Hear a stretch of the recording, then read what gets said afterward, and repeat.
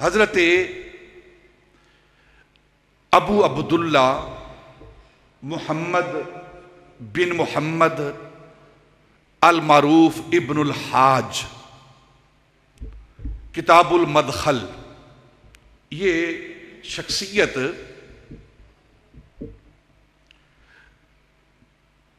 مراکش کے اندر، فاس کے اندر پیدا ہونے والی اور مصر کے اندر وصال کرنے والی شخصیت ہے۔ انہوں نے ایک بات لکھی ہے نبی پاک صلی اللہ علیہ وسلم کے میلاد کے حوالے سے کہ نبی پاک صلی اللہ علیہ وسلم کا میلاد سوموار کے روز کیوں ہوا؟ پیر کے دن،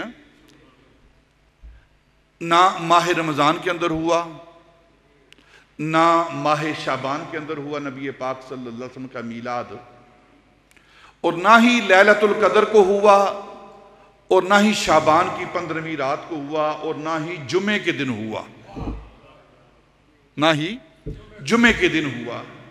اس کا سبب کیا ہے؟ نبی پاک صلی اللہ علیہ وسلم کا میلاد سوموار کے روز کیوں ہوا؟ اس میں اللہ رب العزت کی حکمت کیا ہے؟ تو آپ فرماتے ہیں کہ سوموار کے روز نبی پاک صلی اللہ علیہ وسلم کا میلاد اس لیے ہوا کہ اللہ رب العزت نے جب کائنات کو تخلیق کیا تو قرآن کہتا ہے کہ اللہ رب العزت نے 7 دنوں کے اندر زمین و آسمان کو بنایا۔ قرآن کہہ رہا ہے 7 دنوں کے اندر، جو ہفتے کے 7 دن ہیں نا، اس کے اندر کائنات کو تخلیق کیا۔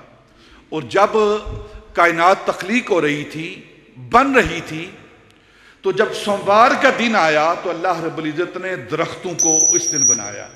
جب اللہ رب العزت کائنات کو تخلیق کر رہا تھا نا،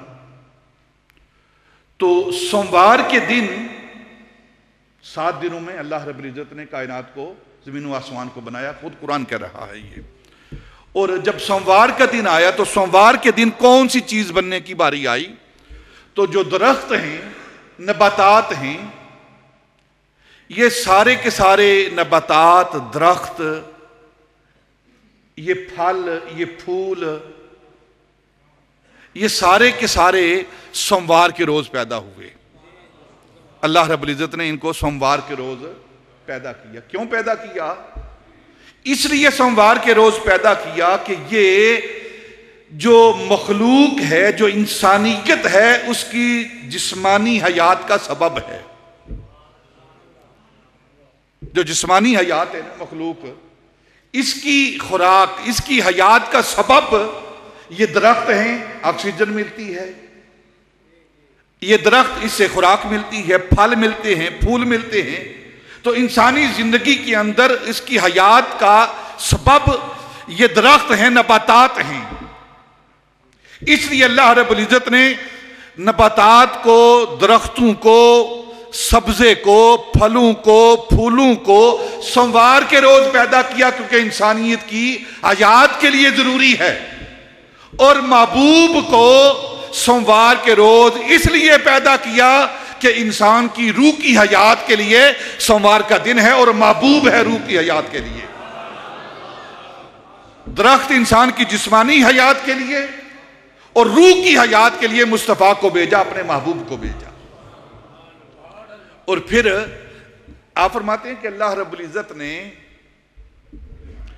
ساری کائنات کو بنایا، اور محبوب کو ماہ رمضان کے اندر پیدا نہیں فرمایا، ماہ شعبان کے اندر پیدا نہیں فرمایا، نہ ہی ماہ رمضان کی لیلۃ القدر کے اندر آپ کو پیدا فرمایا۔ اللہ قادر تھا، جب مرضی اپنے محبوب کو جس رات میں مرضی پیدا فرما دیتا۔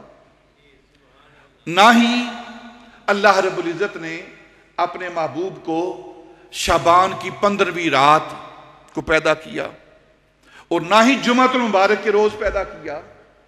اگر ان دنوں کے اندر پیدا ہوتے، ان مہینوں کے اندر پیدا ہوتے، کہنے والا کہہ سکتا تھا کہ یہ جو میلاد کے دن کی عظمت ہے، بزرگی ہے، نجابت ہے، سعادت ہے، ان دنوں کی وجہ سے ہے۔ جو یوم میلاد ہم منا رہے ہیں، اس کا سبب، اس کی فضیلت ان ایام کی وجہ سے ہے۔ تو اللہ رب العزت نے ربیع الاول کو پیدا کیا اور سوموار کے روز پیدا کیا، اور اس بات کا پیغام دیا کہ اگر کائنات کے اندر کسی کو فضیلت ملے گی تو میرے محبوب کے سبب ملے گی، میرے محبوب کے قدموں کی وجہ سے کائنات کو فضیلت ملے گی، نہ کہ کسی وجہ سے محبوب کو فضیلت ملے گی، کسی دن کی وجہ سے، کسی رات کی وجہ سے محبوب کو فضیلت ملے گی، نہ یہ بات نہیں، بلکہ جس کو بھی فضیلت ملے گی، عظمت ملے گی، بزرگی ملے گی، وہ محبوب کے قدموں سے ملے گی۔ محبوب اگر معراج کی رات عرش پر قدم رکھے گا تو عرش کو عظمت ملے گی، اور اگر میلاد کی رات فرش پہ قدم رکھے گا تو پھر فرش کو عظمت ملے گی۔